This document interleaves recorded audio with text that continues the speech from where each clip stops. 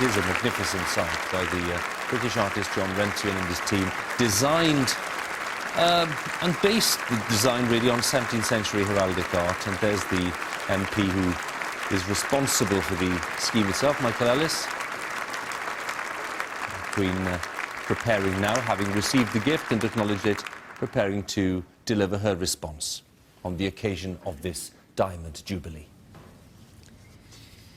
My Lords and members of the House of Commons, I am most grateful for your loyal addresses and the generous words of the Lord Speaker and Mr. Speaker. This great institution has been at the heart of the country and the lives of our people throughout its history. As parliamentarians, you share with your forebears a fundamental role in the laws and decisions of your own age. Parliament has survived as an unshakable cornerstone of our Constitution and our way of life. History links monarchs and Parliament, a connecting thread from one period to the next. So in an era when the regular, worthy rhythm of life is less eye-catching than doing something extraordinary, I'm reassured that I am merely the second sovereign to celebrate a Diamond Jubilee. As today, it was my privilege to address you during my silver and golden jubilees. Many of you were present 10 years ago, and some of you will recall the occasion in 1977. Since my accession, I have been a regular visitor to the Palace of Westminster, and at the last count have had the pleasurable duty of treating with 12 Prime Ministers.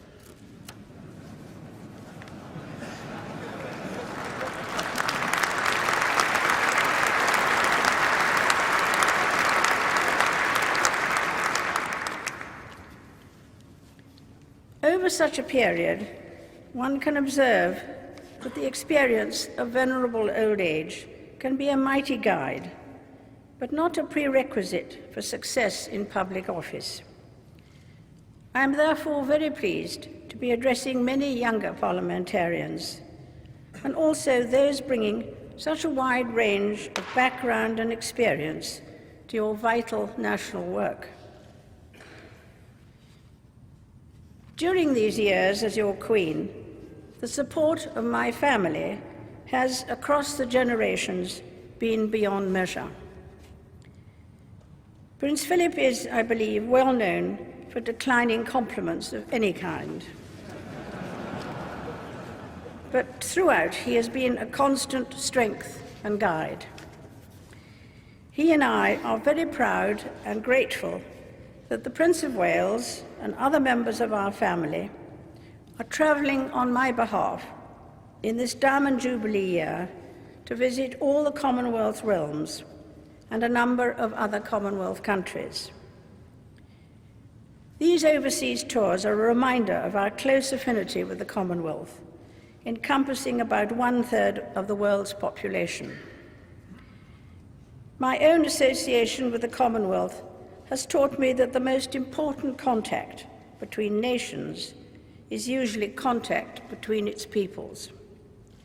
An organization dedicated to certain values, the Commonwealth has flourished and grown by successfully promoting and protecting that contact.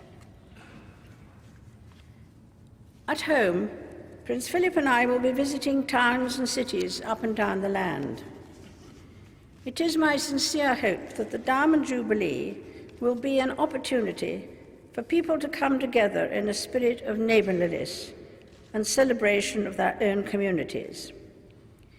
We also hope to celebrate the professional and voluntary service given by millions of people across the country who are working for the public good.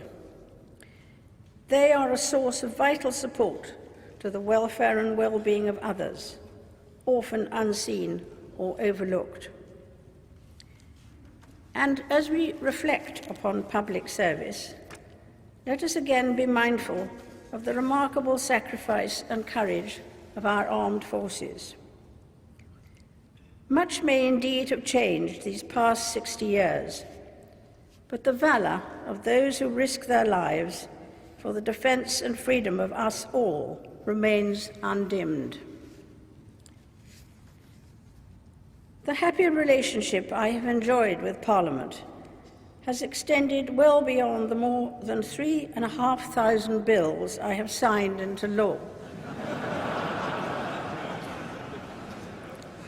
I am therefore very touched by the magnificent gift before me, generously subscribed by many of you.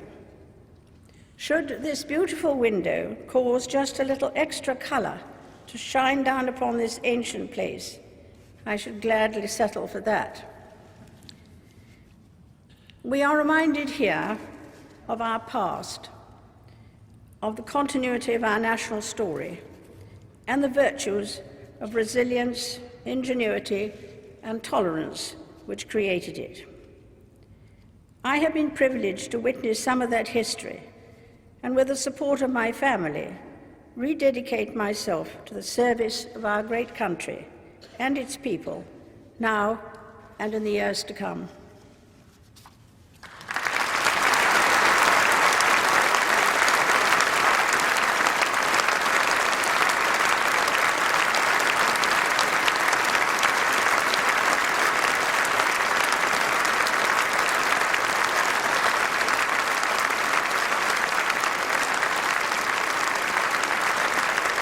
Prime Minister and the Ed Miliband lead a standing ovation for Her Majesty in Westminster Hall. Baroness de Souza, the Lord Speaker, joining in enthusiastically, and the Speaker of the Commons, John Bercow, too.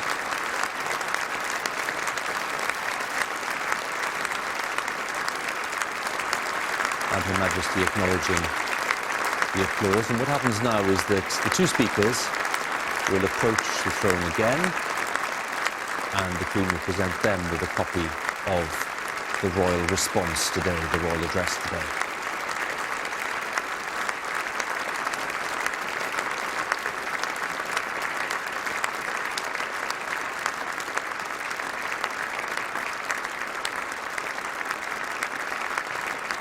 Two speakers take their place for the national anthem.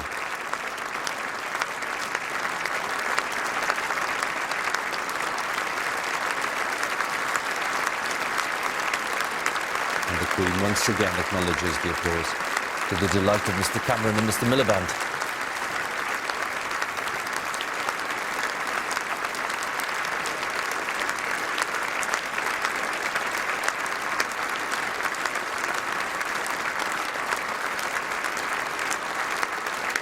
The Queen just taking in the prolonged display of affection and loyalty here at Westminster Hall.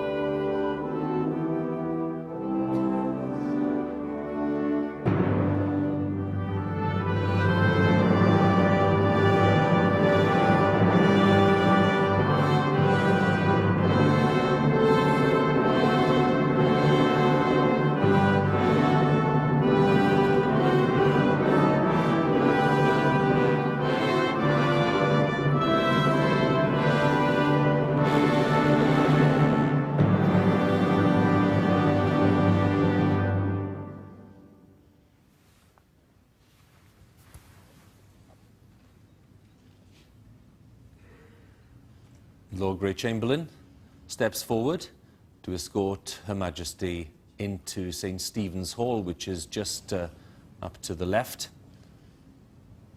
And the Queen is going to meet some members of parliamentary staff and thank them for their work and service. And then we'll go on to a reception, a private reception in the Royal Gallery, which is hosted by the two speakers. So the Queen there referring, I think, to the great window, and then Mr. Bercow explaining that the new window will be installed on the north side.